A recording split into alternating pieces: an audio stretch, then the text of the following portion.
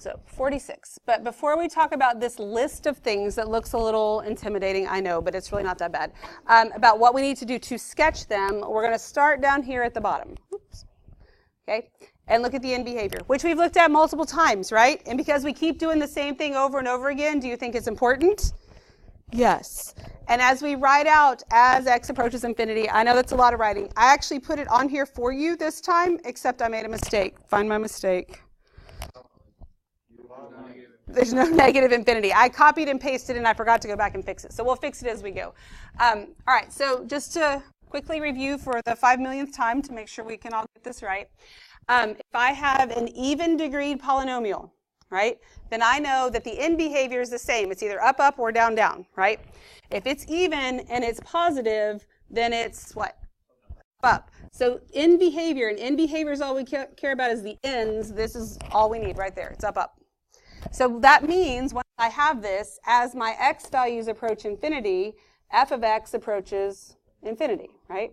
And then this should say as x approaches negative infinity, f of x also approaches infinity.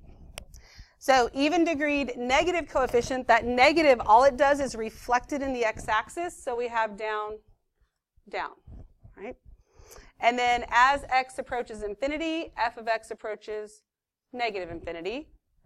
And then as x, make sure that's negative infinity so you're not confused. As x approaches negative infinity, f of x also approaches negative infinity, right? So then we know when it's an odd degree, odd is opposite, right? So odd is opposite, so it's either up, down, or down, up. When it's an odd degree and a positive leading coefficient, the picture in your mind can be of the cubic, but remember all we care about is the end behavior. So the end behavior of a cubic would look like this. It's actually a down-up situation. So as x approaches infinity, f of x approaches infinity. And as x approaches negative infinity, f of x approaches negative infinity. So odd degree, it's still opposite. Negative just reflects this in the x-axis. So this would be up, down instead. So as x approaches infinity, f of x approaches negative infinity. Ooh, negative infinity. And as x approaches negative infinity, f of x approaches infinity. So if you look at this, when it's a positive leading coefficient, it's pointing up to the positive numbers, negative, pointing down to the negative numbers, right? For the odd degree, when it's positive coefficient, it's up on the positive x-axis. When it's negative, it's up on the negative part of the x-axis. Okay, so whatever you need to make sure that you get the end behavior right, because if you can't get the end behavior right, then it just messes up everything, okay? Everybody good with that? All right, so let's look back up at this list. So we're going to sketch them. And remember, sketching is different than graphing. We can't graph these exactly because we can't find the max and the min right now. That's okay. That's why we're sketching, right?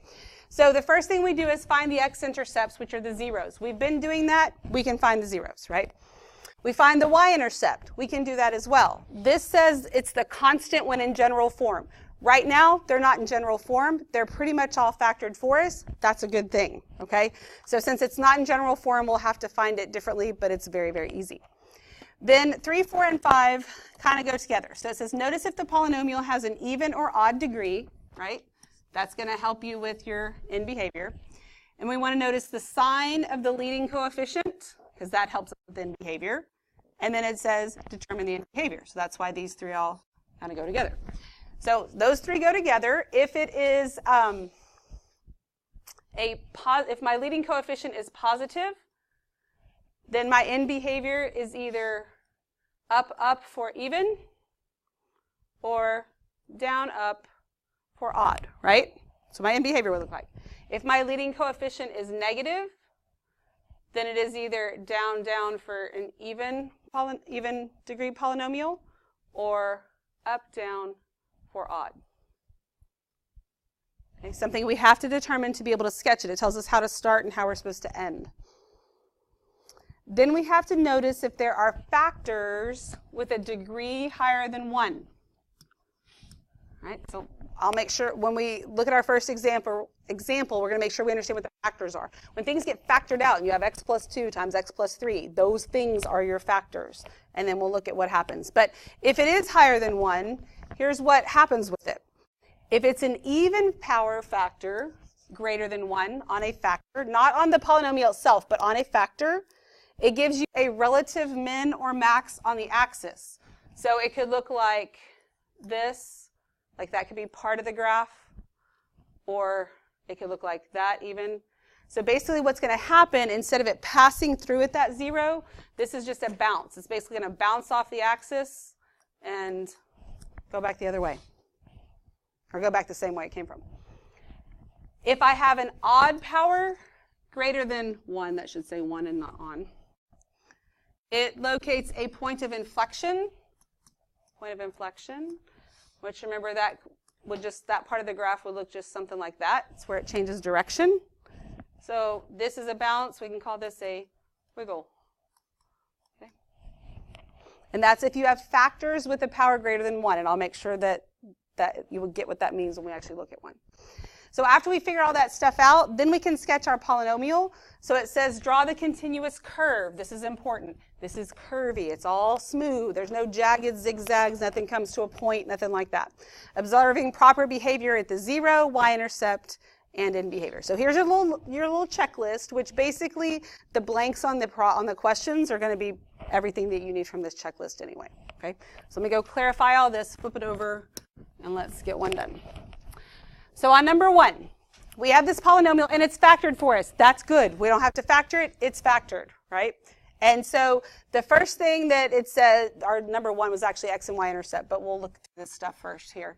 I want the degree. So what do you think the degree of this polynomial would be? Okay, yes, but what's the actual number? 3, okay? Because if I multiply all this back out, I have 3 factors. It's going to be 3. So what do we call it then? What's cubic? Good. So it's 3 and it's cubic, which does mean it's odd, and that's important, right? So this is odd. The leading coefficient, okay, there's not a negative that's factored out here, so it's positive. So it's odd degreed and it's positive. So your in behavior is opposite. Is it down, up, or up, down?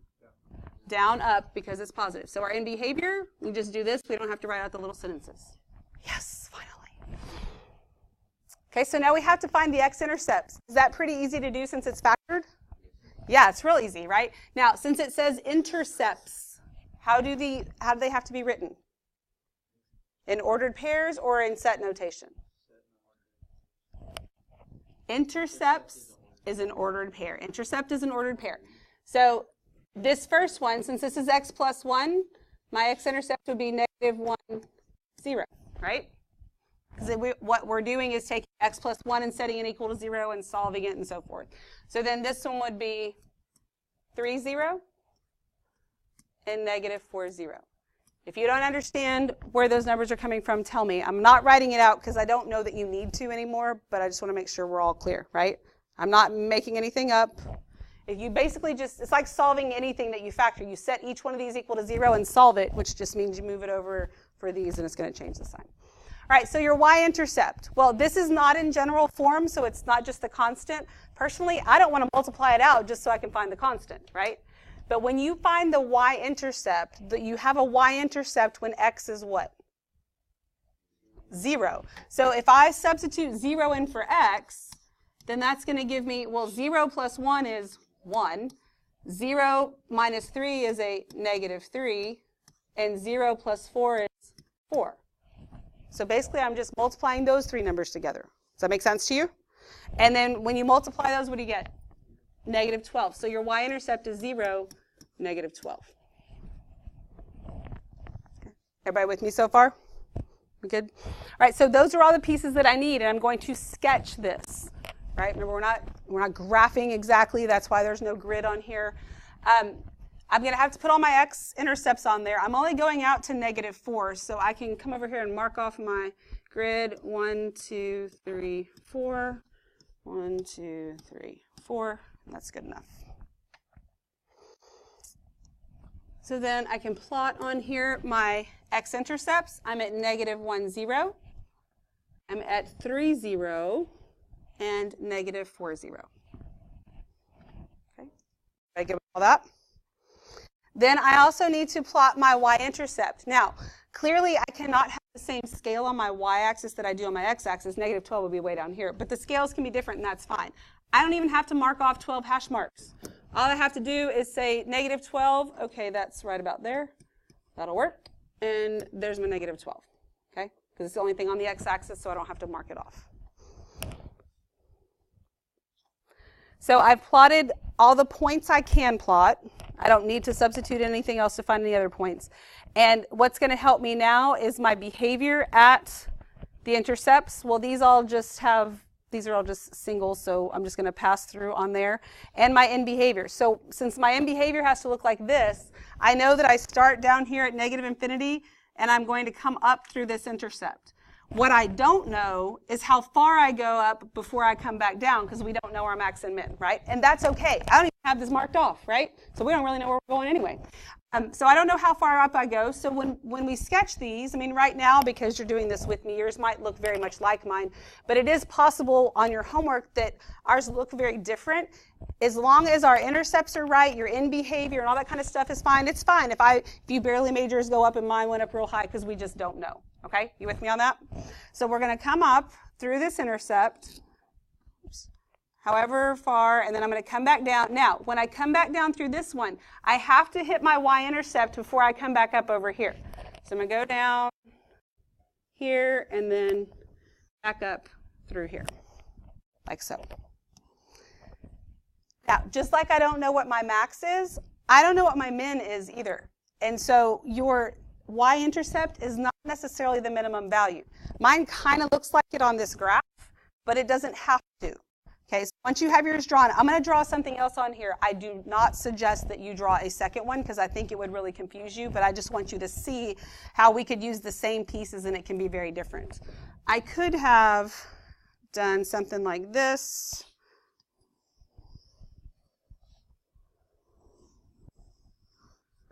And my green one and my pink one are both acceptable answers because I don't have enough information to know exactly what's happening. Does that make sense to you?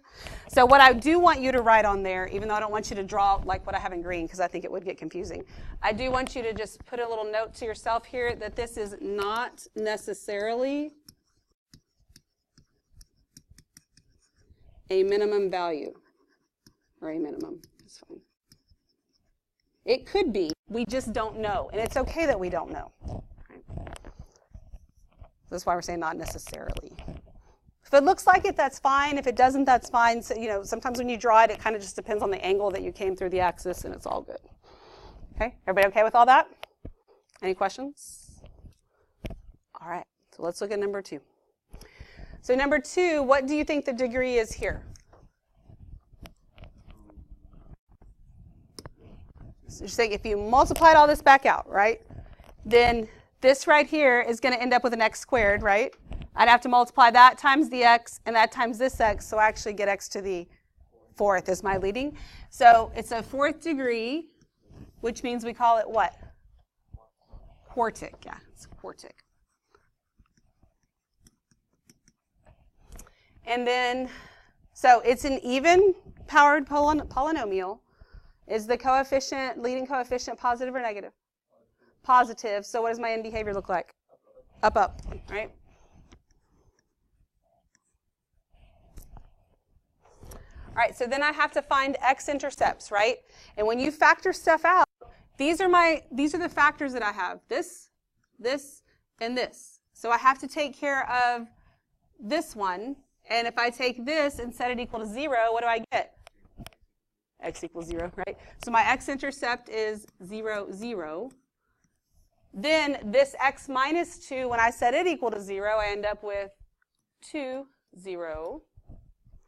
And then with this one, I end up with what? 6, 0. So watch your signs on those things. Then my y-intercept, what will my y-intercept be? 0. If one of your x-intercepts is 0, your y-intercept is 0. Because when you find the y-intercept by substituting in 0 for x, right? As soon as I throw a 0 in right here, that zeroes out everything. So my y-intercept is just 0, 0, and doesn't even take any work or effort.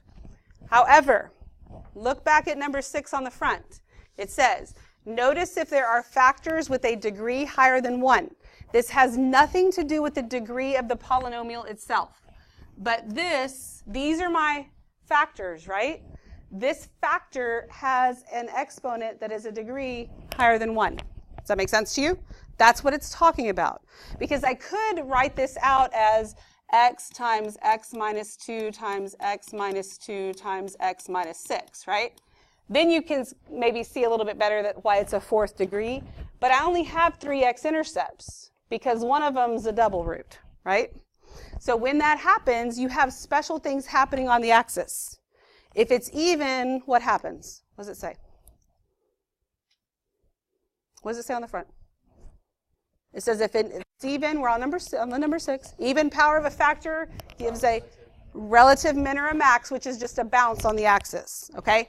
So when you have something that has a power, a factor that has a power greater than 1, then you need to make yourself a little note that at this one, because that's my 2, 0, something special is going to happen. So I'm going to put a little star here because I don't think I can cram my word in there. And at that point, I'm going to have a bounce. Because if I don't pay attention to that, my graph isn't going to turn out right. Okay, so on my x-axis, I have to go out to 6, so I need to mark this off. 1, 2, 3, 4, 5, 6. 1, 2, 3, 4, 5, 6. And you just make your best effort to make them spaced evenly. I did not do a very good job, so I'm going to erase that. You don't have to get out a ruler or anything, but you know, try and make them as even as possible. Okay, I think maybe that's still not very good, but it's good enough. Okay, so I'm going to plot my points. My x-intercepts are here at 0, 0, at 2, 0, and at 6, 0. My y-intercept is also 0, 0, so I don't even have another point to plot. My end behavior is up, up, right? So I'm coming up from infinity, or I'm coming down from infinity. I'm going to have to go through this 0, 0. Then when I come back up, here I have my bounce. So I'm going to come up and I'm going to bounce off the axis and then come back and go like this. So it's going to look something like this. Oh, except I missed.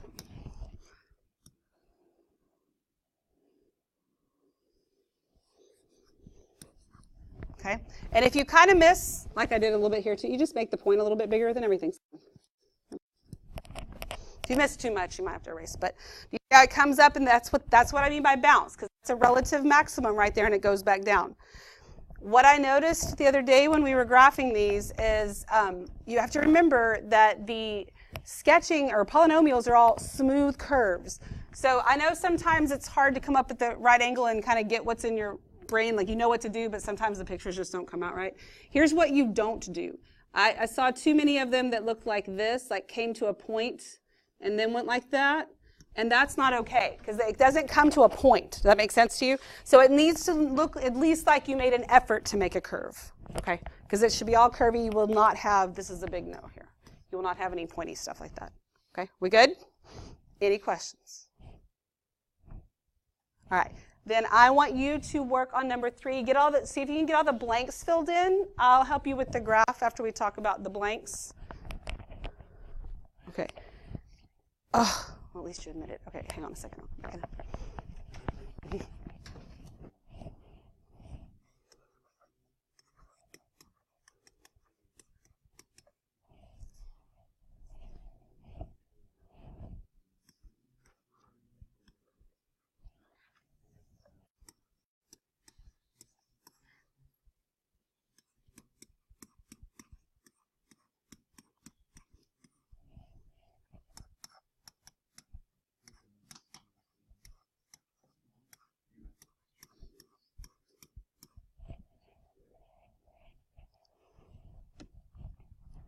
Okay, so do you agree with all this so far?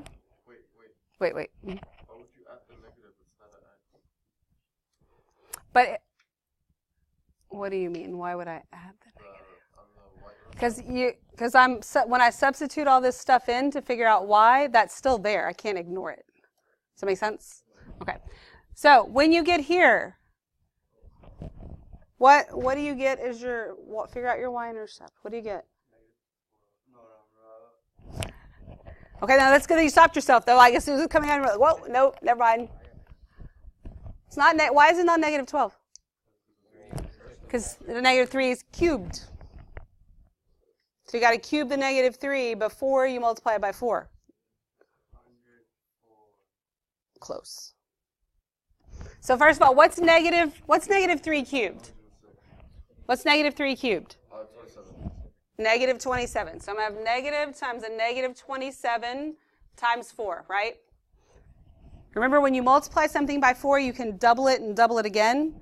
So 2 times 27 is 54, and then you double that and you get 108. Is it going to be positive or negative?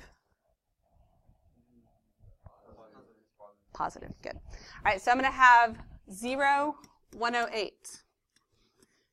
Now, do you agree with the end behavior? And do we understand why it's that? Yes. Do you agree with the x-intercepts? Yes. Do I have anything special going on at any of the x-intercepts? At x minus 3. So this is cubed, right? This is one of my factors that has a power that's greater than 1. So I got special behavior there. What happens when it's odd? Point of inflection. So this right here, this is a point of inflection, which means basically you have a little wiggle at the graph. Okay. Did you have a question? No, you got it? No, you sure? Okay. Now only going out to negative 4, so I'm going to mark this off and go. And if you mark off more than 4, like sometimes when I do this, I have room for a 5th one. I kind of do. It's fine. I mean, as long as you can fit on there what you need. Those are a little off too.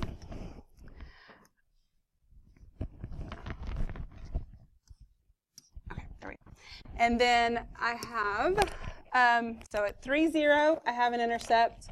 At negative 4, 0, I have an intercept. And at negative 1, 0. Okay, everybody okay with that? Now, I'm going to draw something up here that is wrong on purpose because I want to show you something. So do not copy what I'm about to do. You're with me? Don't draw this because it's wrong, and I'm going to erase it, and then you're going to be mad if you have to erase yours. Because a lot of times on this, especially if I hadn't walked you through it, even if you get 108, sometimes we end up with a negative 108. That's a very common wrong answer because signs mess you up, right? So I'm going to pretend like I thought it was negative 108. Don't draw this. Are you awake? Don't draw this. Okay. So negative 108. So let's pretend like I think that that's my y-intercept, right? And then I'm going to go, are you about to, do you write that on your graph? So my end behavior, I'm coming down from infinity, right?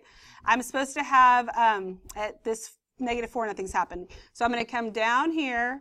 Then I got to go back up. Well, before I come back and hit this, I'm supposed to go through my y-intercept. Is there any way for me to make that happen without crossing the axis again? No, like I don't get to cross the axis again until I come here, but I have to go through this point, and like I can't make that happen, right? So if you have something wrong going on here, it's likely that when you start drawing it, you're like, dang, I can't do that.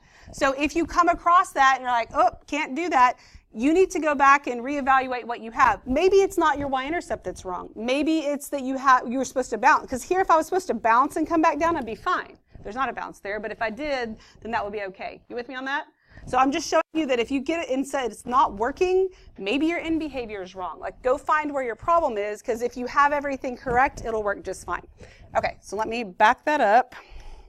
And it's not negative 108, it's actually positive 108. So I'm up here at positive 108. Get this. All right, so my end behavior, I start up here, and I come down through this. I go back up. I have to go through 108. And then when I come here, this is a point of inflection or a wiggle here. So that means when you get here, you have to kind of slow down and then speed back up. And I missed my point again. This pen, I can't see where I'm drawing. Okay. Slow down, change my direction so it looks something like this. Now, this is not an art class. However, I can usually tell if you're trying to just pass through the axis or you at least made an attempt to make a point of inflection. Does that make sense? I sometimes have to stop and kind of just do that part right there so I can get the shape in there. It's fine. Make sure you have arrows on either end. And I can see that my end behavior matches. I used all my intercepts, double check that my end behavior is correct, and then I'm good. Okay? Any questions at all? We good? Because if you have a factor that has an exponent greater than 1, then it has special behavior. Even ones, there's bounces. Odd ones, it is a point of inflection. And here, this has the exponent on this factor is 1. The exponent on this factor is 1. Those are odd, but they're not greater than 1, so it's just a passing through. Does that make sense? We good? It has nothing to do with the degree of the polynomial, because I heard some people explaining that to each other the other day. I was like, no. They're like, well, if the degree is odd of the polynomial, I'm like, no. That makes absolutely nothing. It's the degree that's on the factor itself. Okay? We good? All right, so you start filling out number 4. Get your little blanks filled out, and we'll see if we can graph this together.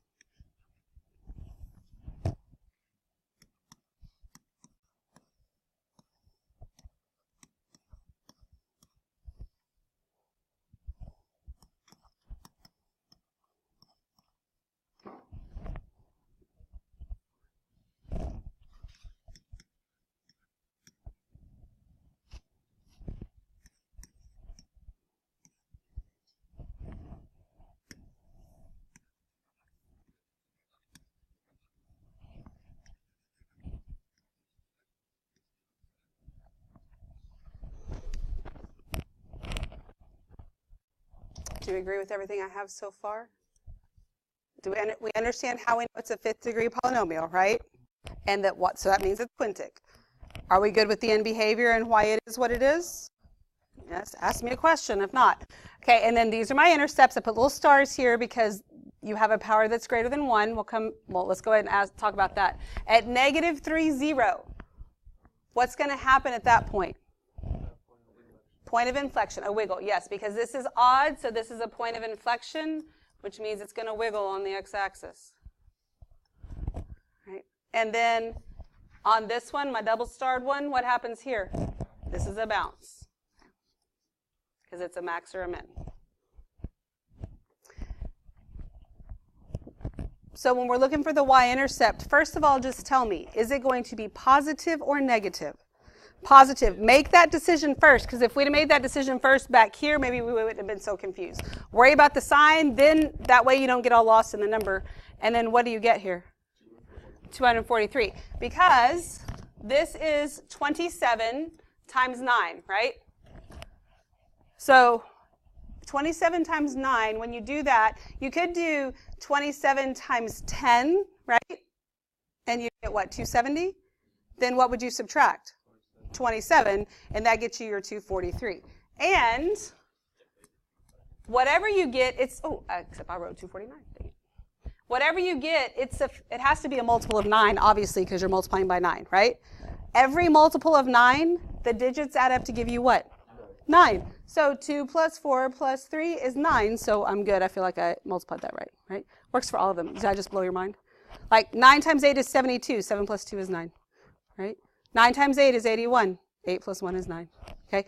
And I know, I probably lost you. I lost some kids the other day when I said that, because then they were just adding multiples of 9 in their head and like still blowing their minds. So you can find all the multiples of 9 later and add them up and you'll see that I'm right. But that's 1 and 9. Okay, but it's just 9. 9's a multiple of 9. 9 plus nothing is just 9. Does that make sense? So it's not really 1 and 9. But all right, so but you see how knowing things like that can make sure that that you actually multiplied it right, or that I accidentally wrote 249 first. If I hadn't caught myself and I thought, oh, well, I add that up, I don't get 9, I messed up somewhere. But all right, so now we're going to, I'm only going out to 3, so I'll mark off probably 4. And then it's a positive 243, which is way up here, but best I can do. And so I'm at -3, 0. And 3, 0, and up here at 243. Okay, so I want you, hopefully you're using pencil, I want you to try and sketch this graph in. I'll draw it too, and so we can see it, but I want you to try it without me. Think about your special things at the axis and what's happening. And when I go to draw mine, if yours looks completely different than mine, don't erase it just yet, because remember, ours could look different and still be correct. Okay? You think you are correct? I think you are correct too. Okay? All right, so when I come up from negative infinity, I'm going to have a point of inflection here. Personally, if I tried to draw my point of inflection backwards like this, it would look worse than it's about to when I do it the other way. So I know it's a point of inflection. It's better for me to go from the top down like that, just so I can get the shape in there. Otherwise, I don't know, my hand, it just doesn't work that way. So then I'm going to come up. So I come up there. There's my point of inflection. I have to come up and go through 243. And then when I hit this point, it bounces and comes back up. Okay? Well, because of the angle I had this drawn at, it was hard for me to go directly there. And that's one thing that, yeah. And that's okay. If it direct, that's okay. It shouldn't really have like this little jag in there. But so my maximum would be over here. Your maximum might be 243. Your maximum might be, so it's fine. It just should be a smooth curve. I've got my point of inflection and it bounces there. So my end behavior matches and we're good. Okay. Everybody okay with that? Yes? Kind of cool, right? Okay. Good deal. Kind of cool. It's fun. Not this fun. You know it's fun. All right.